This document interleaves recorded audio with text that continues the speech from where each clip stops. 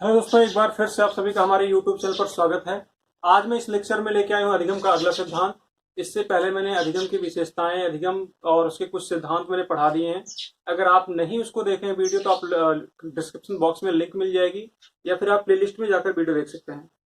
एक चीज जानिए कि जो मनोविज्ञान है उसकी केवल शब्दावलियां कठिन है और कुछ नहीं है। उसमें जो लिखी गई शब्दावलियां हैं वो कठिन है और कुछ नहीं है। आप अगर लेक्चर एक के बाद एक देखते देखते जाएंगे तो बहुत ही आसान लगेगा। और अभी जो स्थिति है एग्जाम्स की, अभी आप देख रहे हैं 69,000 वैकेंसी पूरी तरह फंसी हुई है।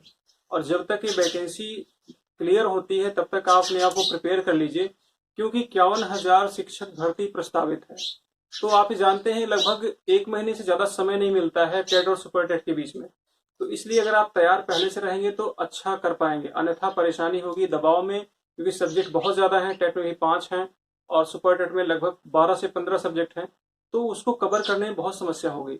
इसलिए अभी से लगे रहेंगे, अभी से नोट्स बनाते रहेंगे तो आगे आप लिए आसानी हो जाएगी। चलिए स्टार्ट करते हैं हम। आज का है सिद्धांत सामाजिक अधिगम सिद्धांत। सामाजिक अधिगम सिद्धांत, जैसा कि नाम से ही प्रतीत होता है कि ये सामाजिक क्षेत्र से जुड़ा हुआ है, आपके आसपास के वातावरण से जुड़ा हुआ है। तो आइए इसके बारे में बात करते हैं। सबसे पहले इसके जनक कौन थे। इस सिद्धांत का प्रतिपादन अल्बर्ट बंडूरा ने किया था। अल्बर्ट बंडूरा ने इस सिद्धांत का क्या किया था, प्रतिपादन किया था। अल्बर्ट बंडूरा कहाँ के, कनेडियन एक मनोवैज्ञानिक थे, कनेडियन मनोवैज्ञानिक थे। और 1977 में क्या किया था, इस सिद्धांत का प्रतिपादन किया था। अल्बर्ट बंडूरा अल्बर्ट बंडूरा महोदय ने कनाडा के निवासी थे। अल्बर्ट बंडूरा कहाँ के थे, कनाडा के थे। एक एक चीज को नोट करते रहिए, कनाडा के निवासी थे। और क्या किया इन्होंने 1977 में, 1977 में क्या किया था, इस सिद्धांत का प्रतिपादन किया था। बंडूरा ने इस सिद्धांत को अपने साथी वाल्टर्स, इनके साथ कौन था, वाल्टर्स थे। वाल्टर्स भी एक मनोवैज्ञानिक थे, जो इनके साथ मिलकर क्या किए, सामाजिक अधिगम सिद्धांत, सामाजिक अधिगम सिद्धांत का क्या किए, प्रतिपादन किए। ये दोनों मिलकर क्या किए, सामाजिक अधिगम सिद्धांत का प्रतिपादन किए। कनाडा के निवासी थे अल्बर्ट बंडूरा, अल्बर्ट बंडूरा,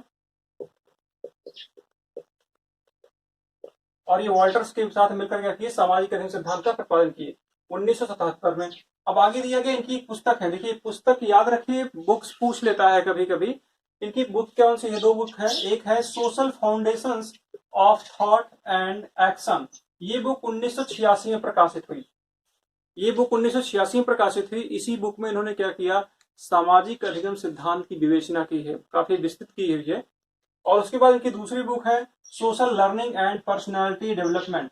ये दोनों बुक्स याद रखिए किसकी है, ये बंडूरा की है।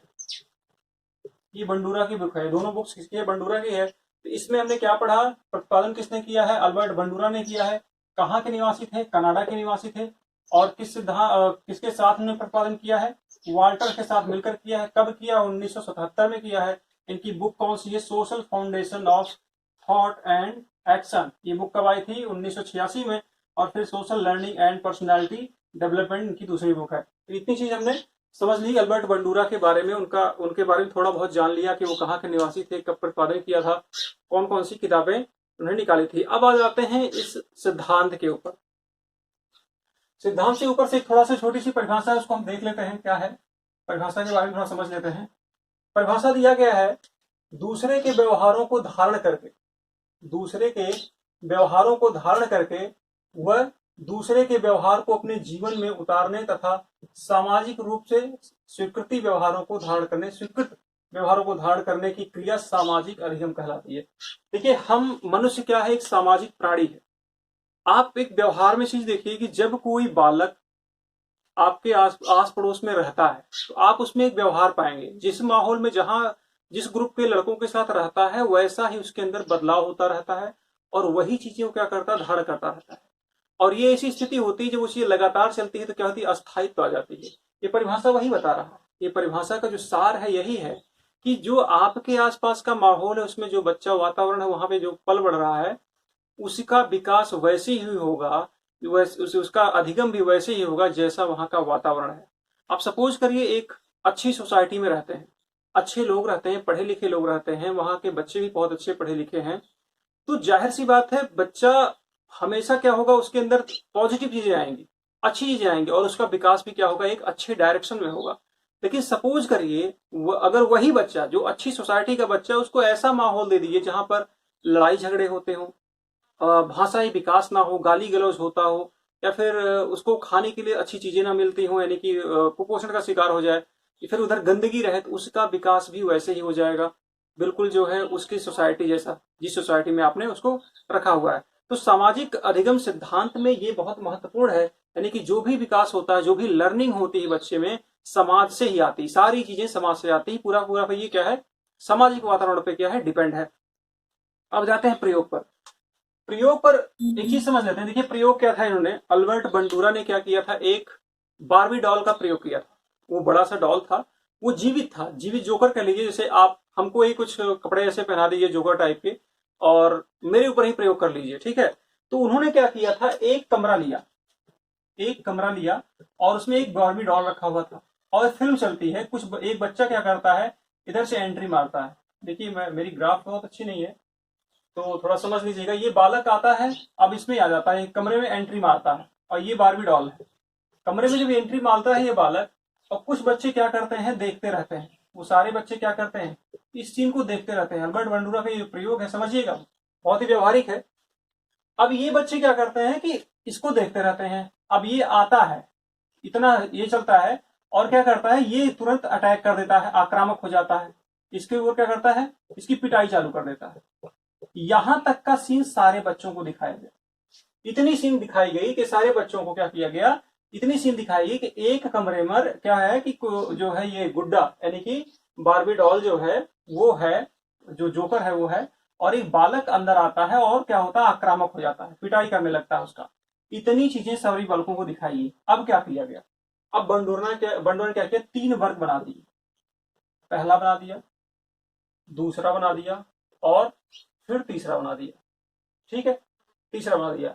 अब क्या किया गया, अब नई फिर से फिल्म दिखाई गई।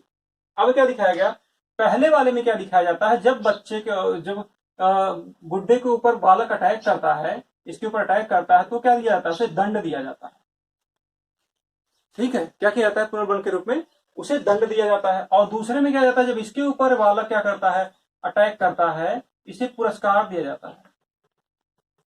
क्या किया था, पुरस्कार दिया जाता है।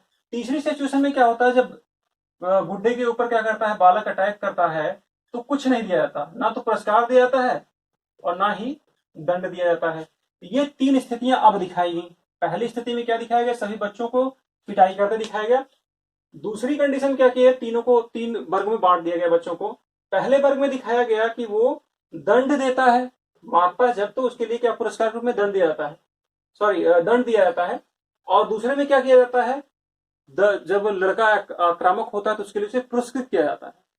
और फिर तीसरे में क्या जाता है, ना तो उसको पुरस्कार दिया जाता है ना ही उसे दंड दिया जाता है। तो ये इन्होंने प्रयोग किया, ये क्या किया, बच्चों के ऊपर इन्होंने प्रयोग किया, बिल्कुल व्यवहारिक प्रयोग किया कि इसका फर्क क्या पड़ता है। अब इसके बाद होता क्या है, इसके बाद होता है जब ऐसी सिचुएशन में उन बालकों को रखा जाता है, उनके सामने वैसा ही गुड्डा रखा जाता है और उनको छोड़ दिया जाता है, सारे बच्चों को छोड़ दिया जाता है। तो ये देखा जाता है कि जो बालक होते हैं, जो दंडित किए जाते हैं, वो लोग क्या करते हैं, बहुत ही शिथिल व्यवहार करते हैं। उसके साथ क्या करते हैं, शिथिल व्यवहार, यानी कि जिनको दंड मिला हुआ है, जिन बच्चों को दंड दिखाया गया, दंड वाली कहानी दिखाई गई कि गुड्डे को मारने पर क्या जाता है, दंडित किया जाता है, वो लोग क्या करते हैं, तो उसके साथ मारपीट से व्यवहार नहीं करते हैं, क्योंकि उनमें सीख आई है, अगर हम ऐसा करेंगे तो मेरे साथ भी इस तरह का व्यवहार होगा, मुझे भी पिटाई की जाएगी। अब दूसरे वाले के बच्चों में क्या दिखा गया, ये देखा गया जिन बच्चों को पुरस्कृत किया गया मारने के लिए, वो वैसा ही आक्रामक व्यवहार कर रहे हैं। तो ये स्थितियां क्या किया, बंडूरा ने बिल्कुल प्रयोगात्मक किया, बहुत ही बेहतरीन है, आज के समय में बिल्कुल प्रासंगिक है। आप आस पड़ोस में बिल्कुल देख सकते हैं कि जिस घरों में लड़ाई झगड़े होते हैं, वहां के बच्चे भी बिल्कुल वैसे ही हो जाते हैं। वो भी लड़ाई झगड़ों की चीजें पे ज्यादा ध्यान देते हैं, वो भी तुरंत अकड़ जाते हैं, उनमें सौम्यता नहीं रहती है। ये कहीं ना कहीं ये सामाजिक विकास सिद्धांत एकदम आज के समय में बिल्कुल परफेक्ट है, हर घर में दिखेगा, हर जगह दिखेगा, आप इसको अनुभव कर सकते हैं। अब आइए जो लिखा गया उसको देख लेते हैं। लिखा है, बच्चों को 5 मिनट की फिल्म दिखाई जाती है। अल्बर्ट बंडूरा ने क्या किया, इसको बच्चों को 5 मिनट की फिल्म दिखाई। फिल्म में दिखाया गया कि एक बालक बड़े गुड्डे के प्रति क्या करता है, आक्रामक व्यवहार करता है। यह स्थिति सभी बालकों को दिखाई जाती है, सारे बालकों को यह स्थिति दिखाई जाती है, मैंने ग्राफ के माध्यम से बताया। फिर पहले वर्ग को दिखाया जाता है, क्या करता है, फिर बालकों को 3 वर्ग में बांट दिया जाता है। मैंने बताया 3 अलग अलग वर्ग, बना दिए गए, पहला, दूसरा और तीसरा। फिर पहले वर्ग को दिखाया जाता है कि आक्रामक व्यवहार के लिए दंड दिया जाता है। क्या किया जाता है, यहाँ पे दंडित किया गया पहले के लिए। फिर दूसरे वर्ग को दिखाया जाता है कि आक्रामक व्यवहार के लिए क्या किया जाता है, पुरस्कार दिया जाता है।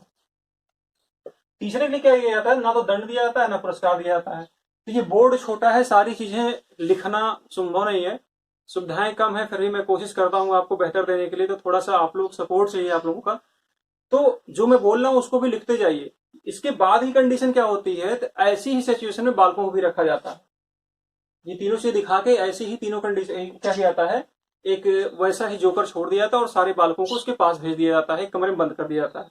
अब क्या करते हैं, बिल्कुल बालक क्या करते हैं, वैसा ही व्यवहार जो देखे हैं, जो फिल्म में देखे हैं, वैसे ही उस गुड्डे के साथ करते हैं। जो आक्रामक के लिए पुरस्कार पाए हुए हैं वो आक्रामकता दिखाते हैं, जो है दंड पाए हैं वो आक्रामकता नहीं दिखाते हैं। और कुछ बच्चे निष्क्रियता में हैं, यानी कि ना तो दंड मिलता है ना वो पुरस्कार मिलता है, तो मिली जुली प्रतिक्रिया करते हैं। ठीक है, क्या करते हैं, वो मिली जुली प्रतिक्रिया करते हैं। ये आपका सिद्धांत रहा, जो है अब सामाजिक अध्ययन सिद्धांत रहा। इसको जो है आप पहले स्क्रीनशॉट ले लीजिए, इसे आप फिर इसको नोट कर लीजिए। सिद्धांत में हमने देखा कि इसके प्रतिपादक कौन है, उनकी किताबें कौन कौन सी हैं, निवासी कहाँ के हैं, साथ में सामाजिक अध्ययन सिद्धांत की परिभाषा क्या है और उसको प्रयोग कैसे किया गया, किसके ऊपर प्रयोग किया गया, बारबी डॉल के ऊपर किया गया। अब आते हैं, देख लेते हैं कि सामाजिक अध्ययन सिद्धांत को कहा जाता है कि अनुकरण का सिद्धांत है। ये अनुकरण के द्वारा ही ये क्या करता है, कार्य करता है। और कितने प्रकार के अनुकरण होते हैं इसके बारे में जान लेते हैं। चलिए, लिखा है इस सिद्धांत को अनुकरण द्वारा सीखना भी कहा जाता है। बिल्कुल कहा जाता है, क्योंकि आपको मैंने बताया कि बालक क्या करता है, एक फिल्म देखता है और फिल्म को देखकर वैसी ही प्रक्रिया करता है।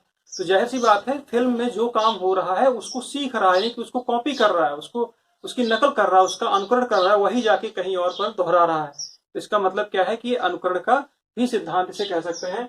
तो इसे क्या कहता है, अनुकरण द्वारा सीखना भी कहा जा सकता है। ठीक है, अब इसके दिए अनुकरण के 4 चरण दिए गए हैं। अवधान, अवधान क्या होता है, देखिए हमने कहा है मनोविज्ञान में थोड़े से शब्द कठिन है और कुछ है नहीं। अवधान मतलब होता है किसी भी चीज का निरीक्षण करना।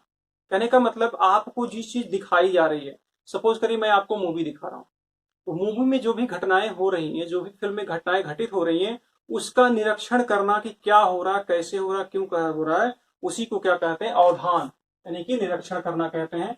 अगला आता है धारणा, यानी कि जब मैंने आपको फिल्म दिखाई तो आप फिल्म देखने के बाद आपके मस्तिष्क में उस फिल्म को लेके कौन सी विचारधारा बनी, ऐसा कौन सा हो गया। कई बार ऐसी फिल्म देख लेते हैं जो हमारे दिमाग में घूमती रहती है कुछ दिनों तक। कुछ ऐसी फिल्में होती हैं जो दिमाग में घूमती रहती हैं, तो वो क्या होती है, एक धारणा बन जाती है दिमाग में, यार ऐसे हो सकता है क्या। तो वो चीजें जो है क्या होती है, वो क्या होता है, धारणा होती है। मस्तिष्क जो क्या करता है, ग्रहण कर लेता है। कई बार हम देखते हैं ना, किसी हीरो की स्टाइल बहुत पसंद आ गई, तो हम क्या करते हैं, इसको कॉपी कर लेते हैं, इससे जैसे बाल रख लेते हैं, दाढ़ी रख लेते हैं, अपने आप का गेटअप बदलने लगते हैं। तो वो धारणा है जो हमने देख कर आया है, उसको तो मैं धारण कर रहा हूँ, जो उसकी चीज को धारण कर रहा हूँ उसी को क्या कहते हैं, धारणा है। और फिर तीसरा क्या आता है, पुनः प्रस्तुतिकरण। ठीक है, अब वो धारणा मैंने क्या किया, जैसे क्या है कि आपने फिल्म देखी, फिल्म में एक एक्टर को देखा वो फ्रेंच कट दाढ़ी रखा है, आपने वो धारणा बना ली कि मैं ऐसा रखूंगा। अब आप उसको क्या कर रहे हैं, पुनः प्रस्तुतिकरण कर रहे हैं, यानी कि उसको अपने ऊपर लागू कर रहे हैं। वैसे ही आप भी अपने चेहरे की शेप बना रहे हैं, आप भी फ्रेंच कट दाढ़ी रख के लोगों के सामने जा रहे हैं। अब आगे दिया गया है पुनर्बलन, सकारात्मक पुनर्बलन पुनः करना, नकारात्मक पुनर्बलन करना करना। कहने का मतलब, मान लीजिए आपने फ्रेंच की दाढ़ी बनाई और पिताजी आपकी पिटाई कर दी है, तो आपको जो क्या हो गया, आपको सकारात्मक नहीं नकारात्मक दंड मिल गया। अब दोबारा नहीं करोगे, ठीक है, नहीं करोगे। लेकिन आपको वाहवाही दे दी है तो आप महीनों, हफ्तों, 10 दिन, 15 दिन इस तरह के कार्य करते रहोगे। अब आ लेते हैं इसको, देखिए मैंने व्यवहार में समझा, अब एक बार समझ लेते हैं कि अल्बर्ट बंडूरा के सिद्धांत पर ये कैसे काम करता है। ठीक है, अब देखिए अवधान, जो निरीक्षण, जब बालकों को एक समूह में दिखाया जाता है मारते हुए, एक गुड्डे को, बारबी डॉल को मारते हुए दिखाया जाता है, तो बच्चे क्या करते हैं, अवधान यानी कि उसका निरीक्षण करते हैं कि हाँ एक बच्चा घुसा और उसकी पिटाई कर दिया। फिर उसके बाद क्या करते हैं, मस्तिष्क में ग्रहण करना यानी कि धारणा। बच्चे क्या करते हैं, उस चीज को धारण कर लेते हैं, हाँ इसकी पिटाई हो रही है। ठीक है, और उसके बाद तीनों कमरे में अलग कर दिया जाता है। तो तीनों कमरों में अलग अलग कंडीशन दिखाई जाती है कि एक को मारने पे क्या होता है, दंड मिलता है, एक को पुरस्कार मिलता है, एक को कुछ भी नहीं मिलता है। अब ये धारणा उनके दिमाग में बैठ गई है। अभी पुनः प्रस्तुतिकरण करते हैं। अब वैसा ही माहौल दिया गया, एक कमरे में सारे बच्चों को और उस गड्ढे को छोड़ दिया गया, जीवित जो जोकर था उसको छोड़ दिया गया। बालक क्या करते हैं, जिन्होंने दंड वाला कार्य देखा था वो बिल्कुल निष्क्रिय रहते हैं, बहुत कम व्यवहार करते हैं, उद्दंडता पूर्वक यानी आक्रामक। लेकिन जो पुरस्कार पाए रहते हैं वो क्या करते हैं, वो जो पुरस्कार पाए रहते हैं वो फिर पुनः करते हैं, बहुत जोर शोर से करते हैं। और जो उन्होंने पुरस्कार मिला है ना दंड मिला है वो तो उनका निष्क्रिय व्यवहार है, मिला जुला व्यवहार है। तो ये इनके सिद्धांत पर क्या जो अनुकरण के उन्होंने क्या 4 तरीके बताए हैं, इसको आप नोट कर लीजिए। अब इसके बाद आया 3 क्रियाओं द्वारा संतुलित रखता है, मतलब व्यक्ति क्या करता है स्वयं को, ठीक है, 3 क्रियाओं द्वारा व्यक्ति स्वयं को क्या करता है, संतुलित करता है, संतुलित रखता है। अभी कौन कौन सी, स्वनियंत्रण। देखिए स्वनियंत्रण सभी लोग जानते हैं कि भाई किसी के ऊपर कोई कब तक नियंत्रण रखेगा, जब तक आप खुद नहीं रख पाओगे। अगर आप बहुत नाराज होने वाले, बहुत गुस्से वाले प्रवृत्ति के व्यक्ति हो तो आपको कोई घर में भी रोक सकता है, 1-2 बार मनेगा, लेकिन बाहर आप जाएंगे तब जब तक आपका सेल्फ कंट्रोल नहीं रहेगा आप अच्छा व्यवहार नहीं कर पाएंगे। इसीलिए कहते हैं कि स्वनियंत्रण बहुत जरूरी है। स्वनियंत्रण ही बताया गया है स्वनिरीक्षण करना, यानी कि आप जो काम कर रहे हो उसका जो क्या करिए, निरीक्षण करिए कि सही है कि गलत है। फिर उसके बाद विवेकपूर्ण निर्णय लेना, यानी कि आप जो कार्य कर रहे हैं उसके संबंध में आप जो निर्णय ले रहे हैं वो कितना सही है, क्या कितना गलत है, वो ऐसा निर्णय लीजिए। फिर उसके बाद है स्व अनुक्रिया, और खुद क्या करिए, उस पर अनुक्रिया करिए कि कितना ये बेहतर होगा आगे, ठीक है। तो ये स्वनियंत्रण के ये 3 पार्ट हैं। अब आगे है स्वनिर्देशन, खुद को निर्देशित करना सही गलत डायरेक्शन में जैसे भी आपको काम करना है। फिर उसके बाद है स्व पुनर्बल, खुद को पुनर्बल करना। जैसे क्या होता है कि हम बच्चों के लिए डंडा लेके बैठ जाते हैं पढ़ाने के लिए। आप सोचिए आप टेट की तैयारी कर रहे हैं, सीटेट सुपर टेट तैयारी कर रहे हैं, लेकिन अगर आप यूट्यूब पे वीडियो सर्च करते हैं कौन बेहतर पढ़ाता है और उसके अकॉर्डिंग नोट्स बनाते हैं, तैयारी करते हैं, तो ये स्व पुनर्बलन है। डंडे लेकर कोई नहीं पढ़ा रहा आपको, डंडे लेकर बच्चों को पढ़ाया जाता है। अगर आपको लगता है कि माँ बाप कह रहे हैं मेरी बेटा सीटेट की तैयारी कर लो, सुपर टेट तैयारी कर लो, तो फिर आप वैकेंसी और नौकरी के बारे में भूल जाइए, क्योंकि वो आपके बस की बात नहीं है। क्योंकि अगर आप में स्व पुनर्बल, स्व प्रेरणा नहीं है इस कार्य के लिए, नौकरी के लिए तत्पर नहीं है, तो फिर आप नहीं कर पाएंगे। तो यही चीज है, यानी कि स्व पुनर्बल होना बहुत आवश्यक है। शैक्षिक महत्व क्या है, आदर्श व्यवहार का प्रयोग करना। देखिए शिक्षा में बताया गया है कि जो शिक्षक हैं क्लास में बच्चों के सामने आदर्श व्यवहार प्रस्तुत करें, क्योंकि बच्चे क्या करते हैं, अनुकरण करते हैं। तो अनुकरण के कारण क्या है, अगर आप गलत व्यवहार करेंगे तो गलत चीजें सीखेंगे, अच्छा व्यवहार करेंगे तो अच्छी बातें सीखेंगे। आगे दिया गया है स्व नियंत्रण की विधि अपनाना। शिक्षक को बच्चों के सामने इस तरह का माहौल प्रस्तुत करना चाहिए कि बच्चे अपने ऊपर कैसे नियंत्रण रखें, कोई भी कार्य करने के लिए बहुत ही उत्तेजित ना हो जाए जिससे वो काम खराब हो जाए। तो स्व नियंत्रण क्या हो विधि भी अपनाना इसे सिद्धांत के माध्यम से सिखाया गया है। फिर प्रभावशाली विकास में सहायक। देखिए हमने बताया है कि अगर बच्चे को अच्छा माहौल में रख देंगे तो उसका विकास प्रभावशाली बिल्कुल होगा।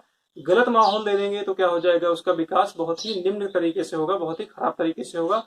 तो शिक्षा में ये कहा गया है किसी बच्चे को प्रभावशाली विकास करने के लिए उसके सामने जो वातावरण है बेहतर और सकारात्मक प्रस्तुत किया जाए, ठीक है। फिर आगे है बुरे व्यवहारों को प्रतिस्थापित करना। सपोज करिए आपका बेटा बहुत झगड़ालू है, बहुत ही गलत काम करता है, लोगों से झगड़ा कर लेता है, तो कई बार माँ बाप क्या करते हैं, दूसरी जगह भेज देते हैं, चलो ठीक है नानी के यहाँ चले जाओ, दादी के यहाँ चले जाओ। कई बच्चे होते हैं वहां के अच्छे माहौल की वजह से सुधर जाते हैं, कई बच्चे होते हैं वहां के और बिगड़े हुए माहौल में और बिगड़ जाते हैं। तो यही चीज होता है कि व्यवहारों को प्रतिस्थापित करना, बुरे अच्छे दोनों व्यवहार, ठीक है। अगर हम में बुरे व्यवहार हैं, अच्छी जगह जा रहे हैं, तो थोड़ा बहुत तो बिल्कुल फर्क पड़ जाएगा वहां देखते देखते। अगर मैं अच्छा हूं और बुरे लोगों के बीच में जा रहा हूं तो भी उस थोड़ा बहुत बुराइयां आ जाएंगी। तो इस तरीके से सामाजिक अधिगम सिद्धांत जो बंडूरा का था इस तरह समाप्त हो जाता है। और इस चीज को आप नोट कर लीजिए और इसे स्क्रीनशॉट ले लीजिए, नोट्स बनाते रहिए। हम कोशिश करते हैं कि जो पढ़ाते हैं उसका जो टेस्ट ले लें, 20 क्वेश्चन, 25 क्वेश्चन, 30 क्वेश्चन। एक बार आपका सिलेबस कंप्लीट हो जाए उसके बाद फिर आपको लगातार टेस्ट करा के मैं प्रैक्टिस कराऊंगा। लेकिन आप लोगों का सपोर्ट बिल्कुल चाहिए, तो आप वीडियो जरूर शेयर कर दिया करिए और दूसरे लोगों से कहिए कि चैनल को सब्सक्राइब कर लें। धन्यवाद।